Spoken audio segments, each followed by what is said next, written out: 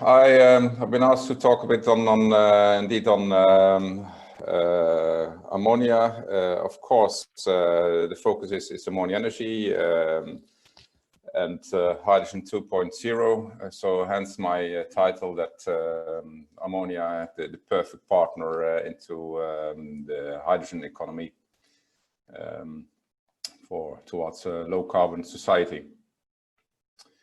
A little bit on Yara. I'm representing Yara, the crop nutrition company for the future. So our core is indeed fertilizer, but linked to that,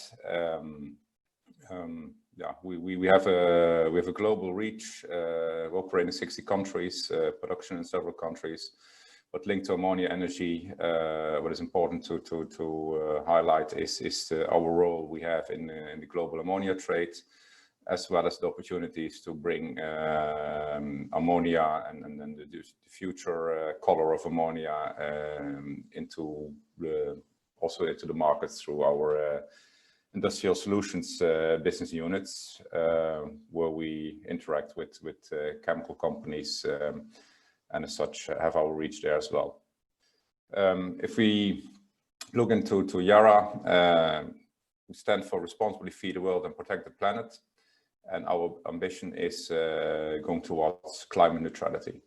As such, we are proud on our history. We were established in 1905 producing green nitrates. And in the period of 1927 to 1991, we actually have been producing green ammonia based upon electrolysis at that time at world scale. Of course, the reason we stopped that in 1991 is exactly that at that moment in time, the gap came between the prices of power as well versus the cheaper natural gas.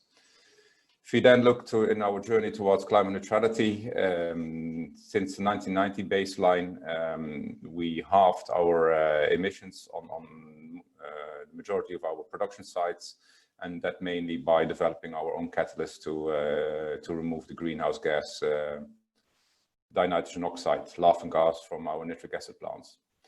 Our present steps are towards 2025 to reduce another 10%, but the overall ambition is to be climate neutral by 2050. For us, climate neutrality by 2050 means that we aim to be climate neutral in the full value chain. So that doesn't only mean the reducing or bringing to zero the CO2 emissions from ammonia and further reduce the laughing gas emission from our nitric acid plants. It also means that we have to start looking into scope 3 emissions.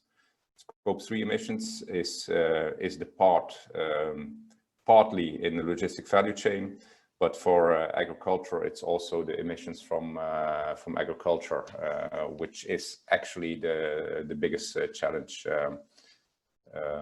ahead. How do we aim to achieve that? Yes, we indicate that emissions from agriculture as such are the biggest portion of agriculture greenhouse gas emissions. Nevertheless, in order to bring down the CO2 emissions from ammonia production, we suddenly also realized that ammonia can play a role. On one side, bring the hydrogen economy at scale and therefore also the demand of renewables, potentially with a transition through blue hydrogen with carbon capture and storage. But that also then the ammonia suddenly can play a role in the other 75% of greenhouse gas emissions in the world by using ammonia for heating, power generation, and as marine as shipping fuel. I've been showing this graph already more often. It's simply a combination of the forecasts or the scenarios of different studies which have been presented. But what we see now recently is that indeed the Getting to Zero Coalition has started working with scenarios which even go beyond that, indicating that ammonia as as a shipping fuel could have a potential to reach to triple or to quadruple even the amount of ammonia needed in the world. So as such, bringing hydrogen at scale, ammonia is a molecule which only needs nitrogen, and on the other side, ammonia is then also, when you convert it back to energy, the only one which can be done truly without CO2 emissions. But before we reach there, yeah, we have to understand indeed what the possibilities are. As indicated in production and distribution, yeah, bringing hydrogen production at scale, bringing hydrogen infrastructure at scale, yeah, can be done by bringing green ammonia production at scale. And when you then look further in the value chain, it's a distribution network, it's ammonia bunkering, but also further technology development, which is needed into the marine value chain. Of course, all needs to be supported by certification standards, the regulatory policies, whatever is being developed currently, and all the gaps need to be closed. The gaps is indeed the cost curve of green hydrogen production. It's the gap towards supply security. It's the safety, or the safety perception, but also then the safety rollout in new applications. It's a regulatory which needs to come in place, and part of the technology still needs to be developed, although electrolyzers as such is an existing technology, and which we have proven to be used at scale until 1991. On supply security, in principle, at Yara, we believe that we are well positioned in the value chain of ammonia, and therefore the future of green or low carbon ammonia as well. We produce already significant amounts. In absolute numbers, we are the second largest ammonia producer. The level of know-how in Yara on how we produce ammonia is on a decent standard. We have a few plants in the system which have been running on without interruptions for 4 to 5 years in a row.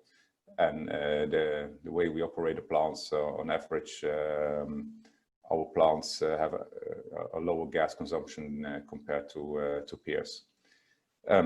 We're both an exporter of ammonia as well as an importer.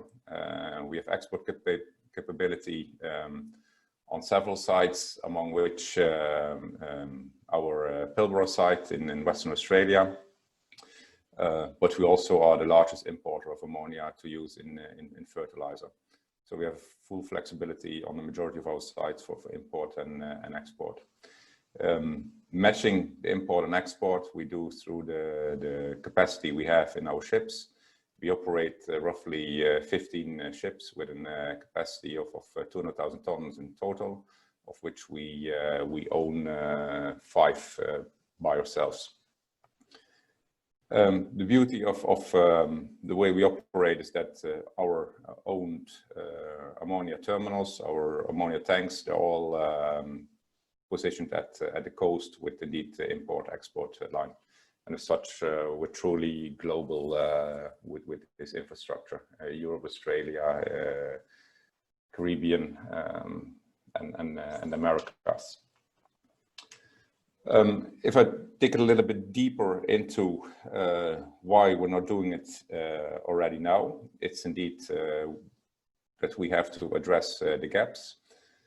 As indicated, security of supply, I think there is a decent starting position as such with Yara and also with others on ammonia infrastructure worldwide.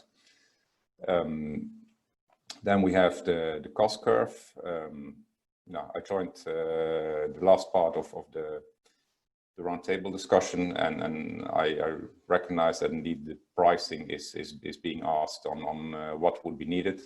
And I think indeed the targets to bring down the hydrogen cost is really of importance in order to make the transition. Of course, the matter of fact is that we currently do have to compete with gas-based gas-based produced ammonia. There are more and more reports which are indicating that the gap can be closed on the ammonia production cost, and for that, indeed, addressing the learning curve to bring electrolyzers at scale. That is being addressed already, because we see more and more electrolyzer companies now investing in the manufacturing capacity. So that is a curve which is happening, and then it's a regulatory part which can come with sticks and carrots in order to speed it up further. The second part is indeed the cost of renewable energy, and also there, prices and investments which are still coming down, and indeed finding the location where you can combine wind and solar would be the ideal one to ensure that the capex you invest in electrolyzers and in ammonia it is optimized towards the levelized cost for ammonia if you combine if you reduce intermittency of renewable energy. When we talk about safety, from our point of view, it's not necessarily the safety, but it's the perception of safety. These can be a barrier for the uptake of ammonia into new applications. On the other side, ammonia industry already has standards, have networks where we learn from incidents, and the global best practice and the quantitative risk assessments which are being done in existing ammonia production and logistics can be easily adapted to other applications. On regulatory, we do have the parts where we recognize that there are currently rules which needs to be developed on using ammonia in other applications than what are currently being done. And in addition, in order to bring ammonia forward, for example, as shipping fuel, in principle, as indicated in the security of supply, ammonia infrastructure is available to start doing the first demonstration projects, and where we believe that even grey ammonia from our best practice plants already could compete in life cycle analysis emissions on greenhouse gases when you take into consideration the well-to-wake emissions. Nevertheless, the first projects need to be demonstrated safely, but in our opinion, these first projects already could be demonstrated on grey ammonia as well, in order to speed up the learning curves for further technology development. Further technology development to produce ammonia, green ammonia at scale is in principle something that can be done. We have been proving that from 27 to 91. The use of ammonia in new applications like shipping fuel, toward power for heating. Now there are quite some companies which are developing the technologies now and claiming that within 3 to 5 years it should be doable to have, for example, a shipping engine at place. Of course, we're not waiting on all these things to happen, and we actively contribute. We are part of the member of the Getting to Zero Coalition, and we're working there in the No Gaps project, the Nordic Green Ammonia Powered Ship project, in order to identify the gaps which need to be overcome for first demonstration project. We contribute to with ammonia knowledge towards evaluating the color line. It's a semi-cruise ship between Oslo and Germany, running every 24 hours to see whether it would be possible to bring ammonia on board of a passenger vessel. We are part of the European fuel cell hydrogen funded SHIP FC project, where Wärtsilä together with CMA Prototech are developing an ammonia fuel cell to be placed on board by 2023 on the Viking Energy, a vessel run by Eidesvik offshore support vessel. And of course, there are other public initiatives where ammonia is being considered. And yeah, I think even now, with the recent publications, 2 or 3 more of these projects looking into ammonia could be added. If you then combine what needs to be done on the rollout of ammonia to shipping fuel, is the parallel run we are doing on exploring hybrid ammonia plants. We're looking into that in Norway. In Australia, of course, our initiative with Engie in the Pilbara is known to bring forward the first green ammonia. Other players have started looking into this well and announcing projects, with, of course, the biggest being announced in Saudi Arabia now recently. But all these projects together will ensure that indeed, with the activities in shipping programs to close the gaps, that we actually can start thinking already about scaling up to future above 500 megawatt size or the world scale ammonia size, like they're doing in Saudi Arabia. And with the current infrastructure, in principle, supported by grey ammonia and then splitting with certificates, it would be a safe bet to bring this further. And then towards the future, of course, we would need to see on how what the volumes will be. Will it be 300 million tons of ammonia, like Topsoe has indicated in the study, or the 600 to 900 million tons from the Getting to Zero coalition? It's anyhow large scale compared where we are now with 180 million tons of ammonia production in the world. On the safety gap, in principle, it's all about managing risk. It's all about starting with decent process hazard analysis. It's and what I'm trying to say is also that in this bow tie program to minimize the risk that an incident will happen, and in case it happens, that you have all the measures in place to protect the people and environment. It's all based about on quantitative risk assessments. This is an international approach. This is how we run our ammonia assets, our ammonia loading and unloading, and it's all linked to the probability of failure and the probability of harming people. And as such, failure in equipment, it's fabric failure, it's equipment failure, it's operational failures, it's external threats.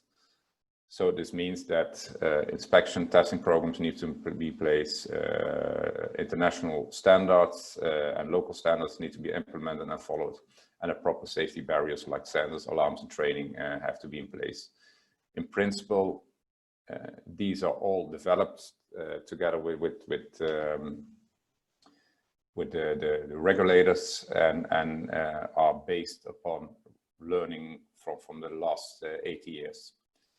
In case an incident does happen, also there your emergency response planning and handling is of extreme importance, with external communications, with proper PPE, with proper actions to minimize a leak in case it would happen, and therefore the proper safety barriers like bond walls around tanks, like detection systems, automatic shutdown systems.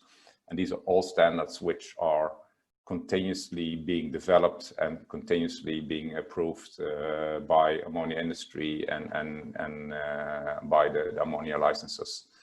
So also here, if we bring forward ammonia to other applications than at fertilizer sites, a lot of standards, a lot of methodologies, a lot of risk assessments are available, and yeah, you do not need to reinvent the wheel to bring ammonia forward into as an energy carrier for later direct or indirect use into the hydrogen economy. So if I summarize, as Yara, we for sure believe the future will be different. Our goal of the company is to be climate neutral in the full value chain by 2050.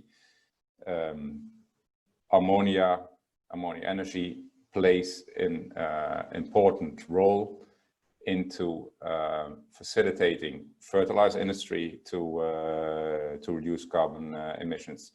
But we also have the opportunity with ammonia energy to speed up renewables and hydrogen and bring forward new applications based upon low carbon ammonia. Thank you. Thanks very much, Rob. Really interesting to see all the different aspects, especially the safety. I was saying to John that we didn't have a safety section, but you provided it. So there you go. Some questions coming through in the chat. This chat is scheduled to end in 10 minutes, but I'm happy to go a bit over time. So the first question is from Darren. Darren, can you unmute yourself and ask your question, please? Sure. Thanks very much for the presentation. I was just really keen to understand, Yara have obviously announced big aspirations for green ammonia in the Pilbara, and Amy was on earlier talking about the ARENA funding and the ARENA funding request for the demonstration project there as well. Just thought it'd be really helpful for this forum to explain the business case there, and particularly how you see the economics of green ammonia stacking up in Australia right now with our current carbon legislation. If I can answer that, it's closing the gap on cost. We really think that it's where the carrot and the stick go hand in hand. Ideally, the funding is needed to de-risk the first mover aspect, and that then is in addition to the fact that we look into the first steps by hybridization, so feeding in green hydrogen into existing assets, so that additional capex or major capex on the ammonia loop can be avoided, because that is the part which we can contribute with. But still, ammonia is a commodity being traded worldwide. The ammonia price is being set by other mechanisms. So if governments with funding can help out for first mover towards a certain scale, governments then also would have the tools to say, okay, have a look at by technology and by customer aspects, it works. So the stick CO2 pricing can follow, because we then start talking about really a proven demonstration at scale. So I think by funding, the policymakers will get also something in hand to take the next steps and start discussing CO2 taxes, because we then start talking about proven concepts. Thank you, Rob. The next question is from Matt Stocks. G'day, Rob. Thanks for the great presentation. I'm inclined, given the theme of this conference, to suggest that a carbon price is a carrot rather than a stick, but that might just depend on which side of the fence you're sitting on. What's Yara's thought on CCS, given you had very heavy investment in the methane reforming in terms of your current hydrogen production? Where's Yara's research and thoughts and direction around carbon capture and storage as part of the mix going forward? We are not actively involved in research on CCS, and the reason why is that carbon capture on steam methane reforming for 70% of the CO2 is proven technology. that's what we are doing. Of course, originally ammonia plants were combined with urea plants, and all the CO2 is captured. 70% of the CO2 is captured purely and being used in downstream products like urea or in liquid CO2 for our fish in the beverages. So that's proven. So that's the reason we're not involved in research. The second part is that in case players in the world market decide that gas for industry and energy is still needed, the drive should come from these players and to find the methodologies to capture the CO2 out of the gas and store it where the gas is being produced. So in case of where we can contribute on achieving that goal by shipping CO2 back to where the source of the carbon is from, we can facilitate that, but we are not likely to start investing in piping infrastructure or taking a role in the storage. We simply say we have CO2 available, so please, we can ship it to you. Thank you, Rob. The next question is from Raphael.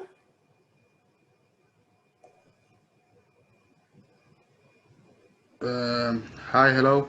I just said in the beginning of the presentation that you said Yara produced green ammonia from 27 to 91. I guess it was great. I mean, I learned the 3 ammonia colors today, so I knew about carbon capture, but I didn't know it was blue, and of course I knew about the green one, but I didn't know that was the gray one. So I guess you mean the gray one. Thank you. No, in Norway, we have been using hydropower into electrolyzers to produce hydrogen. And with that green hydrogen, we have been producing green ammonia. So ammonia based upon renewable power. In the Norwegian case, the way we have been doing it, hydropower. The very moment you would visit Norway, I would recommend you to visit the United Nations World Heritage Site in the small village in the province of Telemark, where the history of the green production is being displayed, and even the old hydrogen factory is now being restored to make accessible to the public, to indeed highlight also that part of green hydrogen production. Amazing, thank you. I didn't know about that. Thank you very much. The next question is from Roger. Can you please introduce yourself as well, Roger? Yeah, sure. Thanks. Roger Dargable from Monash University. Thanks very much for your presentation, Rob, and thanks to John and Jacinta also for organising today's conference and tomorrow afternoon. It's terrific. Rob, it might be a little bit of a particular question, but I'm very interested in the characteristics of burning ammonia in a ship's engine. And I'm wondering, from the examples you showed, are we talking about, well, first of all, is it combustion or a fuel cell? And if it is combustion, is it 100% ammonia or is it a hybrid fuel system? Because I understand burning 100% ammonia is quite challenging. I think the details of that answer I would need to leave to the engine manufacturers, but in principle, the project we are involved in, Ship FC, that is a fuel cell on 100% ammonia. The project on Color Line, it's where the engine manufacturing Wärtsilä is looking into the ammonia, and on the No Gaps project, both MAN as well as Wärtsilä are involved. Currently, as far as I know, MAN is gearing up to do their tests on the engine in Copenhagen, a 2-stroke engine, and Wärtsilä, the other major engine maker, is establishing a test center on land on the west coast of Norway, as far as I know, linked to their 4-stroke engine. So the ultimate goal is that these engines run on pure ammonia, maybe with a small pilot flame. The transition might be a mix of some percents of conventional shipping fuel with the majority ammonia. But the ultimate goal is 100% ammonia. Thanks, Rob. Thank you. The next question is from Mark. Hi, Rob. Good to see you. Thanks for the presentation anyway. Yeah, you're focusing on ammonia as a shipping fuel, which is definitely a very interesting market to develop in the future. Now, there are 2 ways to use that ammonia. Is that either by direct burning, as in a diesel engine, or via fuel cell e-motor combination? Looking into the future, where do you see the future for ammonia then as a shipping fuel? Is that in the direct firing or more in the fuel cell e-motor? And maybe you can explain why. It depends on the application. As far as I understand the shipping market now, it's the 2-stroke engine which would aim on direct use of ammonia into that engine to replace the heavy fuel oil. Would typically be the solution, likely the most economical solution for the long distance shipping crossing the oceans. The indirect, so converting ammonia to electricity and then the electric propulsion, either by an engine or by fuel cell, is what I believe being looked into for the smaller vessels, so the offshore supply vessels and the fishery fleet. So I think it will be both, depending on the ship type. Great, thanks.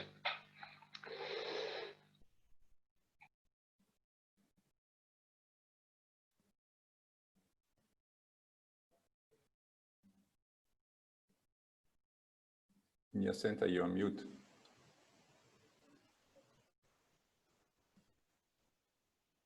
Thanks for telling me. One more question, and it's from Attilio. Hi, Rob. How are you? Good to see you. Fine, thanks.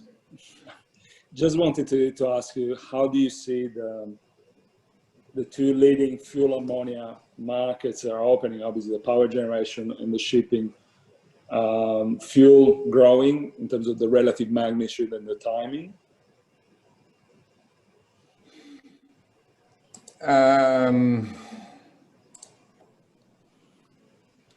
We are ourselves involved in having this ammonia fuel ship being delivered by Green Ammonia by 2023. It's an offshore supply vessel. On the current developments on ammonia to power is currently the specific case in Japan. Which one comes first at scale depends a bit on the willingness of those who are working with ammonia, whether they would open to start with gray ammonia ready to lower the risk to start implementing the technology, and then with certain mechanisms or agreements or commercial agreements to look into the speed of bringing the carbon content of that ammonia down. But in principle, in my opinion, both could be in place on the first volumes by before 2025, I guess.